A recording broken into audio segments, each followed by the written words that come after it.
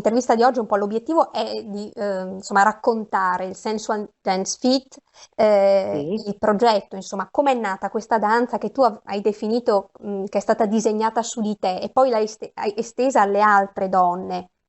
certo, certo.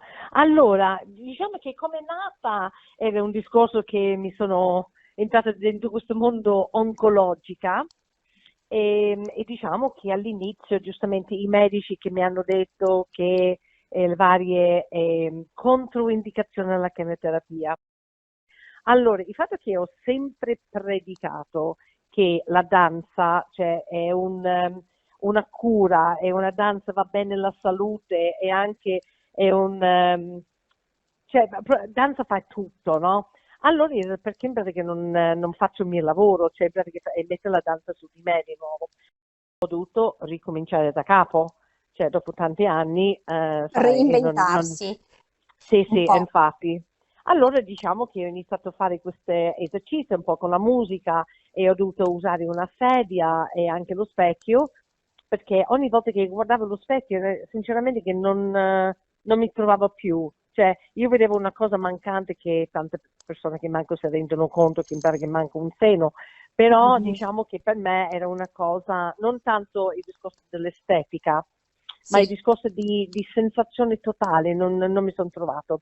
Allora diciamo che dopo che ho fatto le prime coreografie, così, io ho detto, guarda che è una figata unica, che mi piace tanto, e a me piace condividere le cose con Sì. tutti, anche da bambina ero sempre così. Se una cosa era bella che può servire a qualcun altro, perché infatti che non deve condividere con qualcun altro.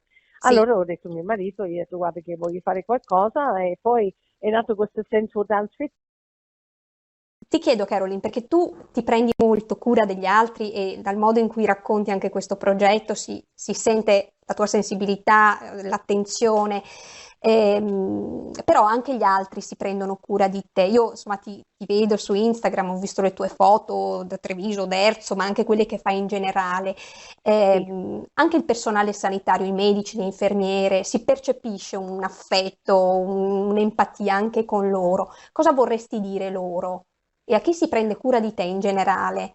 Guarda, io devo ringraziare tutti quelli che ho conosciuto da ormai, diciamo che da Padova fino a Roma, che ho fatto le varie strutture per il mio percorso oncologica.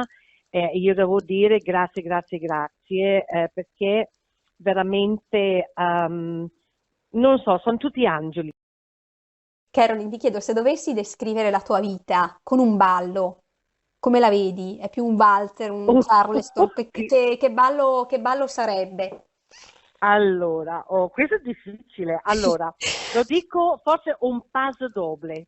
Mm, Perché? Paso doble, ok, diciamo che c'è una storia che si racconta, cioè in pratica delle alti e bassi, sì, con tante passioni, tanti silenzi, ma tanto rumore.